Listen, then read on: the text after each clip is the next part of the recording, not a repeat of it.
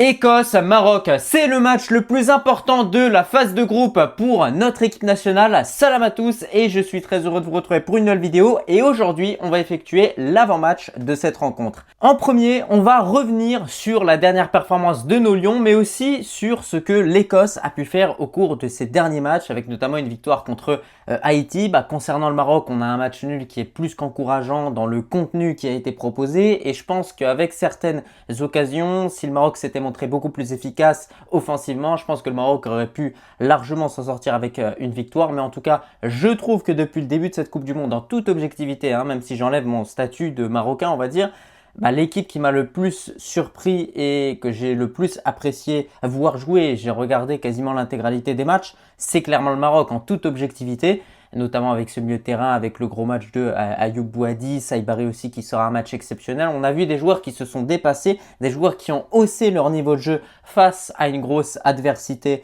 qu'est le Brésil. Le Brésil, ça reste le Brésil, ça reste une équipe avec de grosses individualités, une équipe qui peut faire la différence à tout moment. Et malgré ça, le Maroc a réussi à s'en sortir avec un match nul. De l'autre côté, l'Écosse s'est imposée contre Haïti et honnêtement, l'Écosse, ça va être un vrai défi pour notre équipe nationale. Pourquoi? Parce que l'Écosse, déjà, c'est une défense solide. C'est un milieu de terrain qui est difficile à affronter et c'est une attaque également qui est plutôt bonne dans les duels aériens et qui va aller chercher des corners, des coups francs, qui va marquer sur une frappe contrée. C'est une équipe qui va vraiment se battre sur le terrain, qui va mettre un gros impact physique. Et c'est là où on se pose une question légitime. Est-ce que Mohamed Ouabi va décider pour ce match-là peut-être de partir sur un joueur comme Amrabat, peut-être de mettre El Khanou sur le banc et de plutôt faire commencer un ailier pour être justement plus meilleur dans les contre-attaques, aller plus vite de l'avant ou tout simplement vraiment se faufiler, on va dire, dans les petits espaces, même si El Khanou est aussi capable de le faire. Donc il y a toutes ces questions qui se posent pour ce match contre l'Écosse et il y a également des individualités auxquelles il faut faire vraiment attention au niveau de cette équipe écossaise. Vous avez tout simplement McTominay, je pense que vous connaissez au milieu de terrain. Vous avez Robertson en défense. Vous avez Che Adams en attaque. Ce sera vraiment à Issa et à Shadiriot de faire un gros travail pour empêcher au maximum que ce joueur-là ne touche pas beaucoup de ballons, comme ça a été le cas contre la Norvège, comme ils ont également réussi à isoler l'attaquant brésilien qui était titulaire tout simplement. Donc, il y aura un gros travail effectué en défense, notamment aussi au milieu de terrain. Il faudra gagner cette bataille du milieu de terrain. Et puis vous avez aussi McGinn, qui est un très bon joueur, qui a marqué contre Haïti. Il me semble que c'est lui qui a marqué. Donc là aussi, il faudra faire extrêmement attention. Mais justement, dans cette vidéo, je vais vous donner directement le 11 que j'aimerais voir afin d'affronter et de battre cette équipe écossaise. Au poste de gardien, on va avoir Yacine Bounou. On espère voir une meilleure prestation de sa part parce que le dernier match, on connaît Yacine Bounou, on sait que c'est pas sa meilleure prestation et qu'il aurait pu faire bien mieux. Mais voilà, je pense que c'est un gardien qui va monter en puissance au fur et à mesure des matchs au niveau de cette Coupe du Monde. Il faut aussi ce petit temps d'adaptation où les joueurs vont réaliser qu'ils débutent enfin cette Coupe du Monde. Donc je pense qu'on peut être optimiste pour Yacine Bounou. Ensuite, on va avoir la défense à 4. Hakimi, Mazraoui, charnière centrale, Chadi Riyad, Issa. Alors concernant cette défense, elle fonctionne très bien. Au niveau des latéraux, honnêtement, j'ai pas grand chose à redire. La seule déception que j'ai par rapport à Achraf Hakimi, c'est sur le but que le Maroc a pris justement contre cette équipe brésilienne. C'est pas normal, c'est pas normal. Oui, c'est pas normal que Achraf Hakimi soit monté beaucoup trop haut sur le terrain et que derrière c'est El Enaoui qui se retrouve en 1 contre 1 contre Vinicius alors que ça aurait dû être Achraf Hakimi. Et je pense qu'Achraf Hakimi, avec sa capacité d'accélération, avec l'expérience qu'il a et tous les matchs de Ligue des Champions qu'il a pu accumuler avec le PSG, je pense qu'en termes de défense, il aurait été capable de bloquer Vinicius à ce moment-là. Il y a aussi Yacine Bounou, je pense qu'il aurait pu mieux faire au niveau de la frappe qui prend en anticipant que Vinicius allait tirer du côté justement où il a tiré. Donc des petits regrets là-dessus parce que derrière, tu aurais pu garder le 1-0 et passer à 2-0 même à certains moments. Donc Hakimi pour moi n'est pas encore à son meilleur niveau, mais je pense qu'il va monter en puissance. Par contre, de l'autre côté, Mazraoui, je pense qu'il faut saluer sa performance quand on sait ce qu'il a eu contre la Norvège à l'épaule. Malgré ça, il te sort un match de monstre. Il sera très très important contre l'Écosse parce que là, il y aura encore beaucoup d'impact. On espère qu'il va tenir, qu'il n'y aura pas de problème, il n'y aura pas de blessure pour lui. Et puis aussi, il y aura un gros match qui va attendre Chadi Riyad et Issa Diop qui aussi sur le terrain devront performer. Et je pense que ça aura un gros impact s'ils sont bons ou s'ils sont mauvais. Il faudra empêcher le maximum de ballons d'aller justement vers Che Adams. Il faudra vraiment le ceinturer et ce sera vraiment ça leur mission principalement contre cette équipe écossaise. Et puis maintenant, on va avoir le milieu de terrain. Et je vais partir sur un milieu de terrain qu'on a vu contre le Brésil avec au niveau des milieux centraux.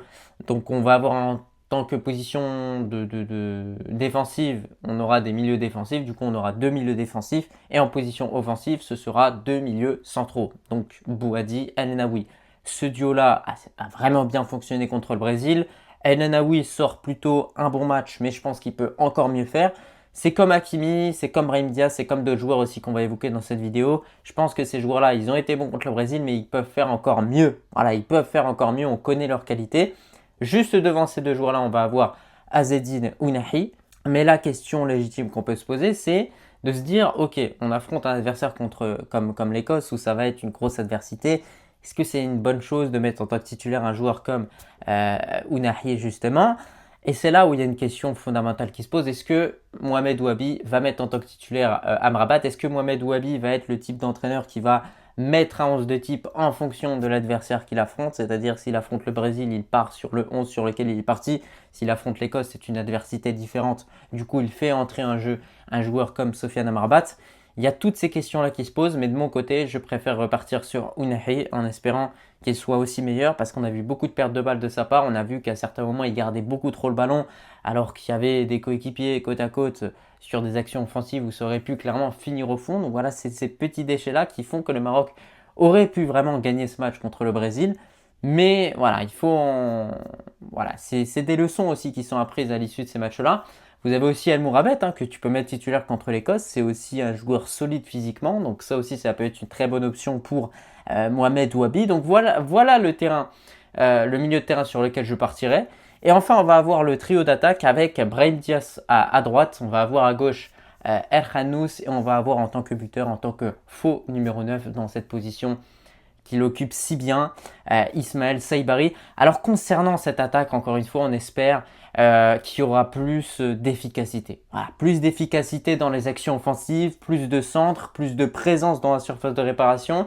On voyait beaucoup de fois Saibari qui venait justement dézonner, mais le problème c'est que quand il vient dézonner, il n'y a plus personne dans la surface de réparation pour prendre les centres marocains. Que ça vienne d'un côté de Mazraoui ou que ça vienne de l'autre côté de Achraf Hakimi, il n'y avait plus personne pour prendre les centres. Donc ce manque de présence dans la surface de réparation, c'est un problème qu'il va falloir vraiment régler contre l'Écosse. Alors est-ce que Ounahi doit se dépasser et doit aller vraiment dans cette surface de réparation, tenter d'aller chipper un ballon pour derrière marquer? Je pense que ça peut être une option aussi. Est-ce que El Naoui doit aussi faire cet effort-là? Mais il faut garder un équilibre derrière parce qu'en contre-attaque, on sait que l'Écosse pourra faire très mal. Donc il y aura toutes ces questions-là qui vont rentrer en jeu pour ce match en vérité.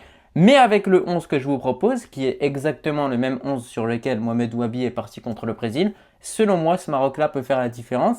Et même si tu mènes au score, tu peux faire entrer un joueur comme Amrabat à la place de Ounahi. Et derrière, tu peux tenir le score. Maintenant, l'autre question qui se pose, c'est au poste d'ailier gauche. Est-ce que on va rester sur El Khannous? Est-ce qu'on va plutôt partir sur Talbi ou même Amaïmouni qui peut jouer à droite comme à gauche? Brahim Diaz, il peut jouer à gauche aussi. Donc, c'est ça aussi la question. Est-ce qu'on va jouer sur des joueurs, est-ce qu'on va partir sur des joueurs qui vont apporter de la percussion, de la vitesse? Toutes ces questions-là qui rentrent en jeu par rapport à ce match-là. Moi, c'est ce 11-là sur lequel je pars, sachant que l'adversité va être rude. Voilà, encore une fois, ça va être un match très compliqué.